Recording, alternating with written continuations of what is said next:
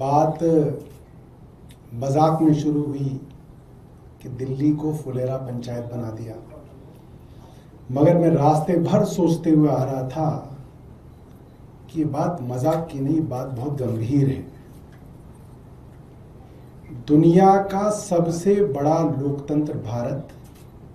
और भारत की राजधानी दिल्ली, जो कि एक कॉस्मोपॉलिटन सिटी है,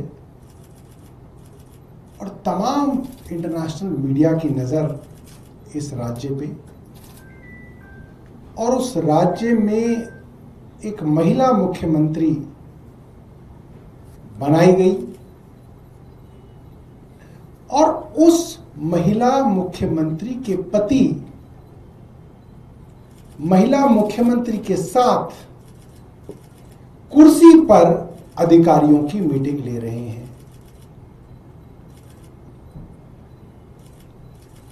कई जगह हमने देखा कि रिजर्वेशन, जो महिलाओं का रिजर्वेशन लोकल बॉडीज में हुआ, पंचायतें हैं, लोकल बॉडीज हैं, काउंसलर्स हैं, कई जगह देखा एक काउंसलर ने राजनीति करके अपनी तैयारी की, विमेन सीट हो गई तो महिला को चुनाव लड़ा दिया गया, और महिला कई जगह जो थी कम पढ़ी लिखी थी या समझदार नहीं थी कि इस चीज को समझ सकें कि भाई ये काम जो आपको प्रधान का मिल गया वो आपको चलाना कैसे, आता नहीं है काम, मगर मिल गया तो चलाना भी है। तो वहां पे पति की एंट्री हो जाती थी कि पति कहता था तुम बस यहां पे बैठी रहो, काम हम चलाएंगे। और धीरे धीरे सब अफसरों को भी यह बात पता चल जाती थी कि भाई जहां साइन करना है वहां तो वो पत्नी साइन करेंगी, क्योंकि मुख्यमंत्री या प्रधान जो भी है वो है, मगर जहां दिमाग लगाना है, जहां डिसीजन मेकिंग करनी है, जहां फैसले करने हैं,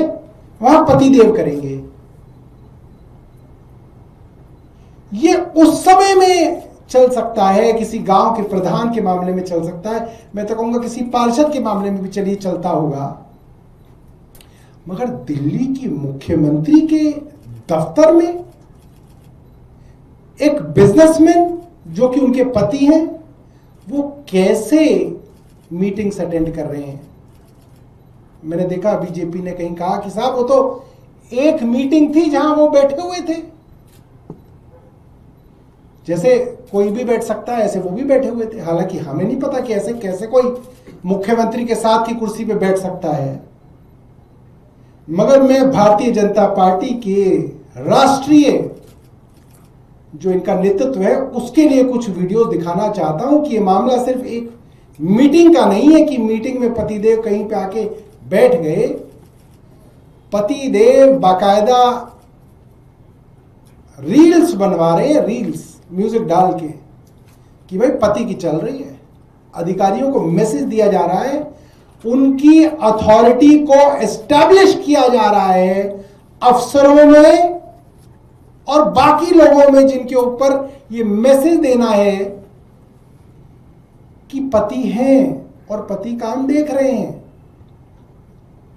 भारतीय राजनीति में ऐसे कई उदाहरण हैं, जिन उदाहरणों को देख के ये मैं मान सकता हूं कि कई जगह पे, दिल्ली में भी ऐसे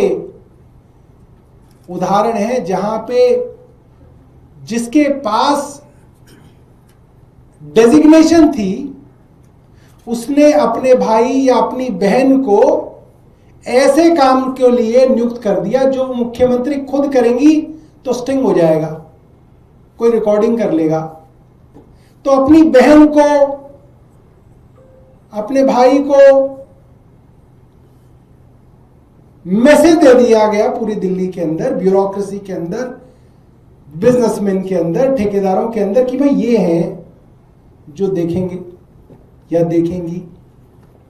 और ऐसे उदाहरण कई राज्यों में हैं,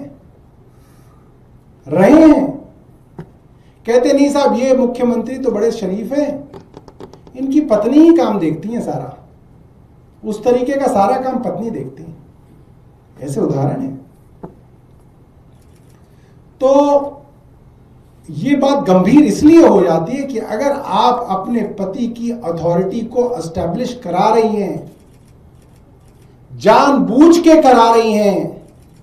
अपने इंस्टाग्राम अकाउंट पे उनकी वीडियो बना बना के डलवा रही हैं,